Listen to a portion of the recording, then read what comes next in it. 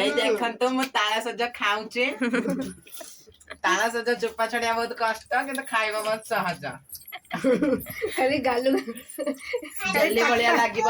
Talk talk jelly ଭଳିଆ। এই ଦେଖନ୍ତୁ ଚୋପାରେ ବହୁତ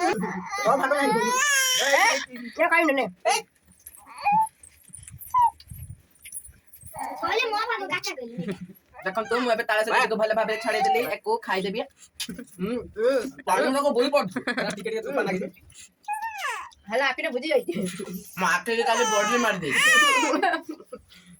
ଇଏ କାହିଁକି କାନ୍ଦୁଛି? ଦଶା ପାଇଛି ଚାପୁଟି ଖେଳୁ ଖେଳୁ ବଡି ବି ମୋ ସାଙ୍ଗରେ ଲୁଚିକି ଯାଇଥିଲା। ଦୁର୍ଭାଗ୍ୟବଶତଃ ମତେ ପୋଡି ଦେଲା। ମାମୁ ଲାଇଟ ଦିଅ। କହିଲା ଆଉ ତମ ଶରୀର ଯୋ ଯୋ ହାତ ତାଳ ସଜଟିକୁ ଅପପୁଷ୍ଟି ହେଇଯିବାରୁ ତା ଚୋପା କେତେ ସୁନ୍ଦର ବାହାରିଯାଉଛି।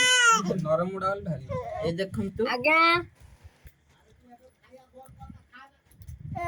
ନାଗିଗଲା। କାହିଁକି ଆଉ ଗୋଟେ କାଢିଦବା। ମତେ କହୁଛନ୍ତି ବାପା। ଏଇ କେତେ ସୁନ୍ଦର ବାହାରିଲା ଦେଖନ୍ତୁ ଫଡା ଫଡା ହେଇକି। ତାପରେ ଆମେ ତାକୁ ଟ୍ରାଏ କରିବା ଟିକେ ଶୁକାନ ଚାପା ସହିତ।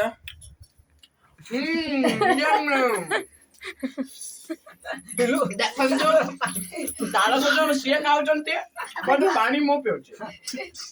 ନିଅନ୍ତୁ କାଳେ ଆପଣ ଟ୍ରାଏ କରିବେ କି?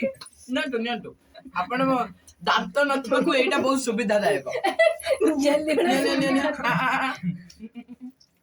ଖାଇପାରିବେନି। ତମେ ପାପନ ବ୍ଲଗ ହଉଛି ମତେ ତାଳ ଗୋଟେ ବାକି ଅଛି। ଏଇ ମାଉନ ମତେ ଗୋଟେ ଯାଚିଛନ୍ତି ବଟ ଦଉନାହାନ୍ତି। ଦିଅନ୍ତୁ ବ୍ଲଗ ହଉଛି ଏଇ ନାସର ଭାଇ ମାମୁ ଏଠି ଖୁକୁଣି କହୁଛନ୍ତି। ଏରା ପୁରା ବୁଢାଟା। ଏଇ ଦେଖନ୍ତୁ ମାଉନ ଦୁର୍ଭାଗ୍ୟବଶତଃ ମତେ ଗୋଟେ ବୁଢା ତାଳ ସଜଟି ଆଣି ଦେଇଛନ୍ତି। ସେ ପୁରା ଖିଲି କାତରେ ବି ଭାଙ୍ଗିବନି। ନଖ ଏ ହାତରେ ବି ଖସି ଯାଉଛି ମାଘର ମାଛ। ଆଉ